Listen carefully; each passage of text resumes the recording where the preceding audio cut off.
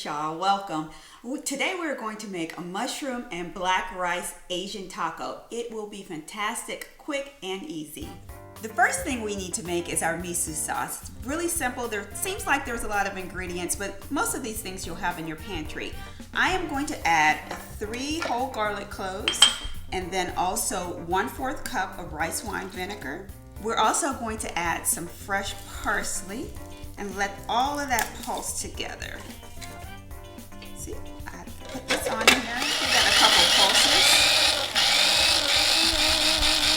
And as we're doing that, I'm going to go ahead and drizzle some olive oil in there. We're going to drizzle about 2 tablespoons of olive oil. Let's see here.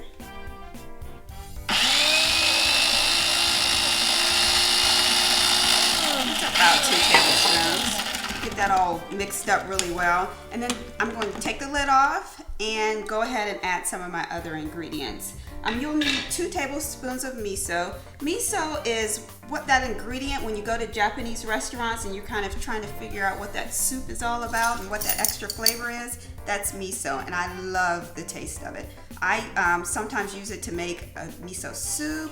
You can also use it when you're making your yum yum sauce for your Japanese food. That's a recipe we'll talk about at a later time.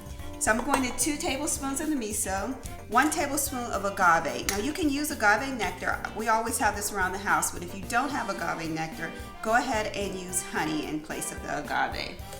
Then 1 tablespoon of soy sauce. I always get the low sodium soy sauce because soy sauce normally has a lot of sodium. Instead of your red pepper flakes, I like to use this hot sauce. It is awesome. I've replaced it with my red hot sauce now, so I use it in everything. Usually you would just do a couple pepper flakes, so I'm just going to put a couple dashes because it's very dangerous. Especially if you don't like really spicy things, it can be very, very hot. See, we'll go ahead and mix this up. What you'll notice is I'm not super skilled at putting on this top here. It's easy to do, but sometimes I get a little stuck on it. We'll keep going here.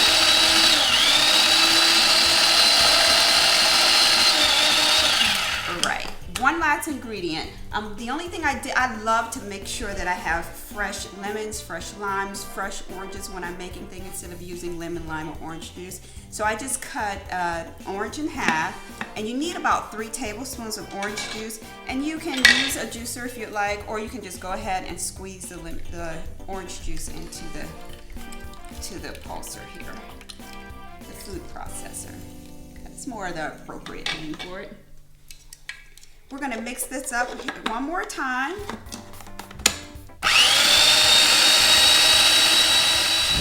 We are getting ready to use our ingredients that need to be heated in our wok. So I have my wok here. I am going to put it on like a medium-high heat, and then I'm going to add 2 different oils. And I found that even though you can use an olive oil or something like that in your wok, the flavor, the depth of using a sesame oil and the combination of coconut oil you will really be able to taste the difference. So I'm going to add 3 tablespoons of pure sesame oil, and you can get this sesame oil at your local grocery store.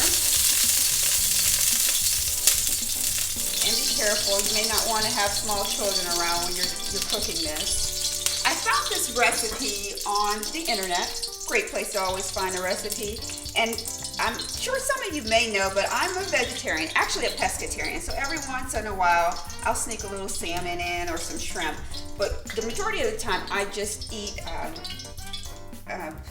natural foods, vegetables, rice, pastas, things like that, so no meat products at all. And some people say, you're a vegetarian, do you eat chicken? No, I don't eat chicken, no meat products whatsoever. And it's really worked for me. It's worked for my lifestyle. I had very high cholesterol, and I was able to bring that down. Borderline diabetic, I was able to bring that down too. So it's really worked for my lifestyle. Everyone in my family does not eat that way, but I've been able to have them adapt. And by doing so, I've been able to use products that traditionally you would just replace your meat with. So what I'm going to do here first, this is about a 1/2 cup of just yellow onions. And I'm of the school that what you have in your kitchen is what you use. The recipe actually does call for yellow onions, but anytime there's Asian food involved, a green onion would work just as well. I'm going to turn the heat up just a little bit here, and I'm going to add some shredded carrots. You can shred them yourself, or you can do like I do and just buy them pre-shredded. Once that heats up, we are going to add our mushrooms. Now, sometimes when it's a dish like this, and because I don't eat meat product, I usually don't just buy the white mushroom. So today I'm going to use a shiitake oyster mushroom combination, and I'm going to put that in the mix here. You can find this pre-mixed in your local grocery store, or you can go ahead and make the mix yourself. Again, it's just about adding depth and adding flavor to the food that you eat. One of the biggest questions I get, besides do you still eat chicken, is also where do you get your protein? Protein is found everywhere in all your vegetables, your grains, and one way that I find protein is also in my rice. So I shy away from white rice. We will eat it occasionally, but I really like black rice. So as you guys may or may not know, white rice is just bleached black rice. So this is more of a natural product.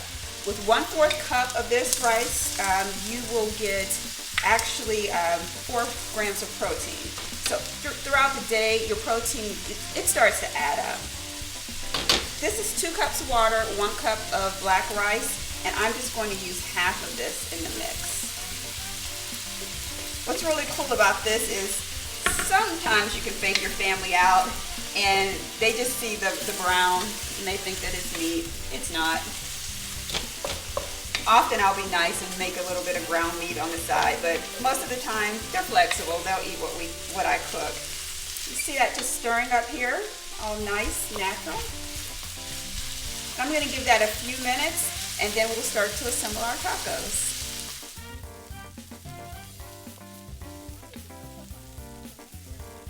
Before we assemble the tacos, this is a trick I learned from my friend Lucy. She'll know who that is. You actually go ahead and put your tortilla shell right on top of the fire. Just throw it on there for a few seconds. You can also wrap it in aluminum foil and put it in your oven. If the oven's already on, whatever temperature it's at, or you can put it like at 500 degrees for about 2 or 3 minutes, and then it will process itself. You just take it and flip it. Doesn't it look like we're professional here? And then I'm going to go ahead and head over to the table and assemble our tacos.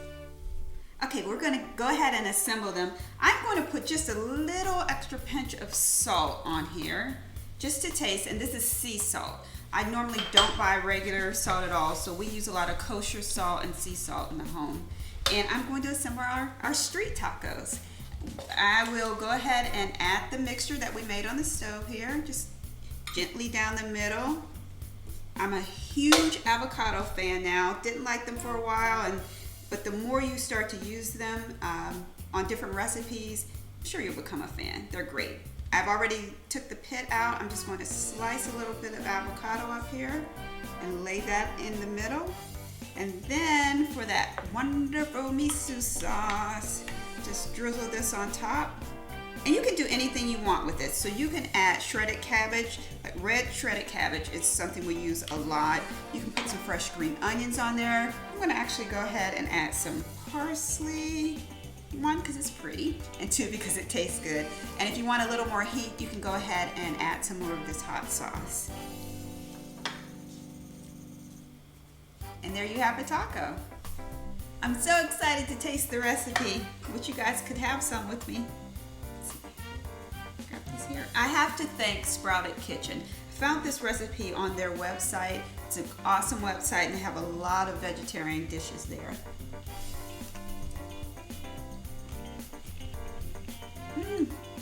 It's so good. You can taste the miso.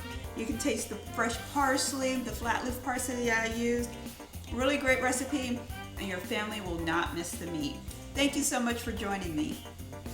To find this recipe, just visit our website.